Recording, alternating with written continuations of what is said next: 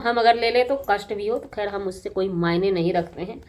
आज बात हम करेंगे उसी गोरखपुरिया भौजी की, जो गोरखपुरिया भौजी आए दिन विवादों में घिरती थी, लेकिन 9 दफा होने के बाद वो साइलेंट मोड पे चली गई थी। लेकिन कहते हैं ना, ये व्यूज का मसला होता है जी। मियाँ बीवी पति पत्नी की लड़ाई पे व्यूज डॉलर बन रहे थे। पति पत्नी की लड़ाई में एक नेहा आशीष तिवारी को पड़ी हुई थी, लेकिन उस चीज को इग्नोर मारा जाता था। क्या हम पूछना चाहते हैं, सवाल करना चाहते हैं यहाँ पे गोरखपुरिया भौजी से, क्योंकि उनकी कुछ बातें हमें हजम नहीं हुई। जी नमस्कार, स्वागत है नए मुद्दे नए ब्लॉग में। कैसे हैं आप लोग? आशा करते हैं, उम्मीद करते हैं आप लोग बहुत अच्छे होंगे। मनीषा की चर्चा चल रही है हाई लेवल पे। मनीषा सचिन नेहा, इस चर्चे में कुछ न्याय की देवी कूद पड़ी है। पहले भी हम सोचते थे कि ये न्याय की देवी जो बोलती है बिल्कुल सही रहता है। सच में ये न्याय की देवी सच के रास्ते पे चलती है, हम लोग भी खड़े हो जाते थे। और अभी भी कहीं ना कहीं बहुत सारी महिलाएं हैं, नारी मान सम्मान की बात की जाती है, जैसे हम भी हैं, जहाँ पे अब ये मतलब कि निचोड़ निकालते हैं, ये सच्चाई पता करते हैं कि क्या ये जो मसला उठा है, ये जो नारी सम्मान का मोर्चा उठा है, ये सच है या गलत है। इस चीज़ को सोच समझ के तब जाके कदम अब उठाते हैं। पहले अनदेखा करके समझ में नहीं आता था, कदम उठा देते थे। कदम उठाते नहीं थे, आगे न्याय की देवी चलती थी, पीछे कदम से कदम मिला देते थे। लेकिन अब यहाँ पे एक सवाल उठ गया है, कुछ इसमें न्याय की देवी कूद पड़ी है। जैसे कि हम नाम नहीं लेंगे फिलहाल, एक चलिए नाम ले लेते हैं, अलका जी का नाम आता है। अलका जी के नाम पे तो गालियां भी बहुत सारी पड़ती है ना। अलका जी की माने तो अलका जी हर मैटर में कूदती है, लेकिन उनको अपजस, एक कहते हैं ना, अपजस मिलता है, फिर भी वो कूदना बंद नहीं करती है, कूद जाती है। ये उनका मेंटलिटी, ये इनका मतलब नेचर बोल लीजिए, नेचर है, कहीं भी कूद जाना, आराम से कूद जाती है। मतलब जरा सा भी पीछे का जो घटना हुआ है, पीछे जो उनके साथ होता है, वो भी ख्याल नहीं रखती, याद नहीं रखती, कूद जाती हैं। एक मोनिका मैडम थी, तो मोनिका मैडम को हम कूदने वाला बात इसलिए नहीं बोलेंगे, मोनिका मैडम मनीषा के साथ में खड़ी हुई है कि सो हम इनको, सचिन और मनीषा को अलग नहीं होने। ये एक प्राइवेट मैटर हो गया कि प्राइवेसी में आकर के बीच में ऑफ कैमरा ऑन कैमरा जैसे भी है समझौता कर रही है, उनके घर में रहकर जैसे भी होता है, तो वो अलग मैटर रखता है एक। और ये अलका जी जो है कूद करके अपना जो भी होता है करती है, लीगल अनलीगल सब जाती है। और जहाँ पे किसी से पंगा होता है बहुत नीचे लेवल का, तो वो भी करती हैं अगले के लिए, है ना। अब इसमें एक ब्रांड है गोरखपुरिया भौजी, आन बान शान, आप सबकी चहेती। हो सकता है उनके सपोर्टर को उनका नाम हम अगर ले ले तो कष्ट भी हो, तो खैर हम उससे कोई मायने नहीं रखते हैं। आज बात हम करेंगे उसी गोरखपुरिया भौजी की, जो गोरखपुरिया भौजी आए दिन विवादों में घिरती थी, लेकिन 9 दफा होने के बाद वो साइलेंट मोड पे चली गई थी। लेकिन कहते हैं ना, ये व्यूज का मसला होता है जी। मियाँ बीवी पति पत्नी की लड़ाई पे व्यूज डॉलर बन रहे थे। पति पत्नी की लड़ाई में एक नेहा आशीष तिवारी को पड़ी हुई थी, लेकिन उस चीज को इग्नोर मारा जाता था। क्या हम पूछना चाहते हैं, सवाल करना चाहते हैं यहाँ पे गोरखपुरिया भौजी से, क्योंकि उनकी कुछ बातें हमें हजम नहीं हुई। हालांकि सुबह सुबह हमने दर्पण जी का भी वीडियो देखा, तो दर्पण जी का भी वीडियो हम रात में ही वीडियो को देख करके सौंध रह गए थे, और अपने लाइव में हमने चर्चा किया था। हालांकि नाम नहीं लिया था, ये बात सच है, लेकिन वो वीडियो को देख करके हमें अजीब सा लगा था कि ये तो हो गया वही विष्णु मालती वाला मैटर। मालती वाला मैटर में जबकि मालती सामने से आकर के बोल रही है कि हमने गलती किया है, लेकिन हमने गलती इस वेस पे किया है कि हमने अपने पतिदेव को करारा तमाचा मारा है मुंह पर कि अगर पति करे तो रासलीला, पत्नी करे तो कैरेक्टर ढीला। तू किसी लड़की के साथ सो गया, तू किसी लड़की के साथ घूम के आया, तो वो तू मर्द है। मैं थोड़ा सा घूम के क्या आ गई, किसी के साथ सोकर क्या आ गई, तो हमें तो घर से बर्खास्त कर दिया, इज्जत की धज्जियां उड़ा दी।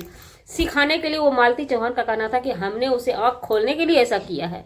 तो जब वो बोलती गई, तो फिर इस बीच में जबकि विष्णु चौहान उनकी शादी करा देते हैं अर्जुन वर्मा के साथ, तो इसमें मैटर में कौन पड़ा था? आप लोगों को याद होगा, वो रात पूरी रात लाइव नहीं हुई थी, फिर भी 1 आध घंटे की लाइव चली थी। उस लाइव में मालती चौहान रो रही थी, बिलख रही थी, गिरा रही थी, मौत की भीख मांग रही थी, जान की भीख मांग रही थी।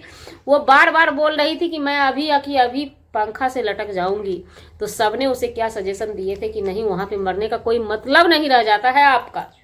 उसके समझाने के बाद ये दोनों ही लाइन पर थी, लाइन पर बनी हुई थी। समझाने के बाद मालती चौहान के में दिमाग में क्या ढुकता है कि वो जिद ठान लेती कि अब हमें जगदीशपुर ससुराल जाना है, जो कि ससुराल सबके सामने में वो जगदीशपुर भी आती है। हालांकि इस वीडियो को इग्नोर रखा जाता है विष्णु चौहान की तरफ से, एक कहावत है ना, मियाँ बीवी राजी तो क्या करेगा पाजी।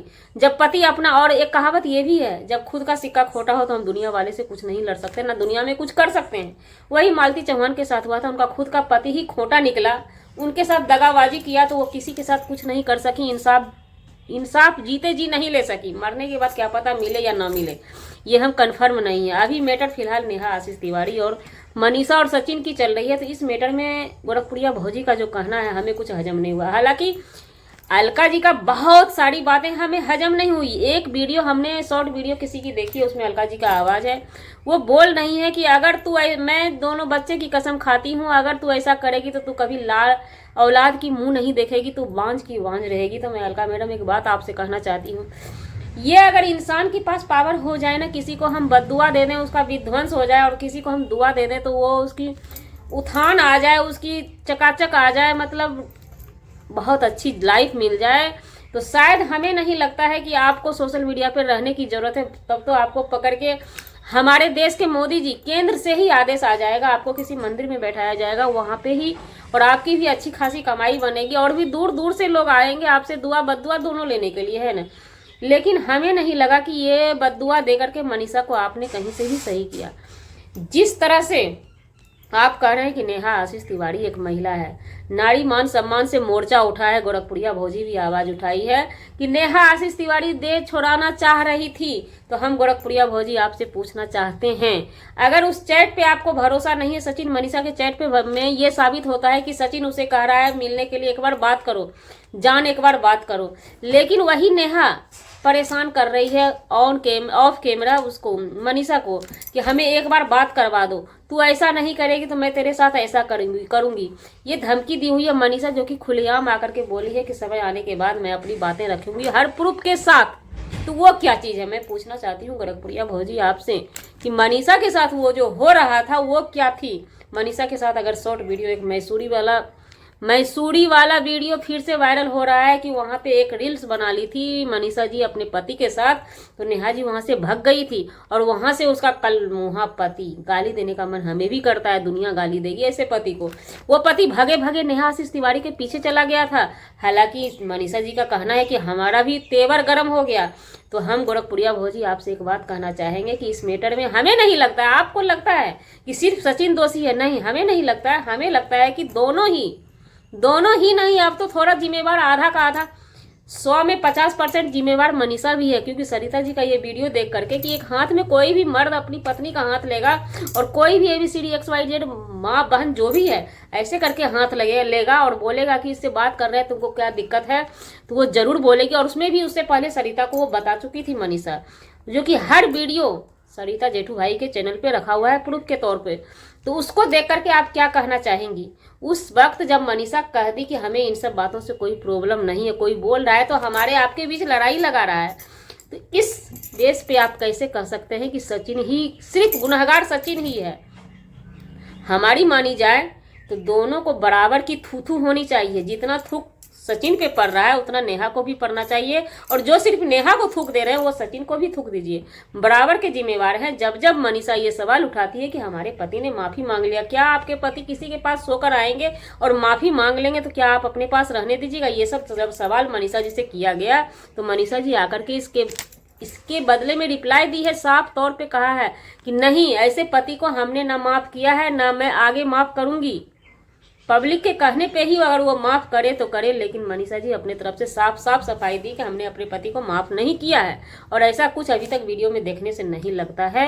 तो हमें ये सवाल जो गोरखपुरिया भौजी जो अपनी प्रस्ताव रखी हैं, हमें उनकी प्रस्ताव जरा सा भी कहीं से भी किसी भी एंगल से हजम नहीं हुआ कि सिर्फ और सिर्फ सचिन दोषी नहीं है, इसमें नेहा आशीष तिवारी ज़्यादा दोषी है। क्योंकि सचिन और मनीषा का एज के हिसाब से चलिए बुखार लग गया, लवेरिया पकड़ लिया, लेकिन नेहा जी की एज नहीं थी ना, वो तो दो थाप लगा सकती थी ना।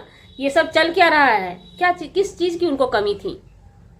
अभी जिस शादी की मोर्चा की बात उठी है तो वो शादी कभी भी हो सकता था उनका, एक बच्ची तो हुई थी, क्या दिक्कत था? कभी भी वो शादी कर सकती थी। तो फिर पब्लिक को गुमराह में क्यों रखा गया? आशीष जी के नाम पे आंसू को बहाना, आशीष जी के नाम पे सिंपैथी गेम करना, आशीष जी के नाम पे सिंपैथी लूटना।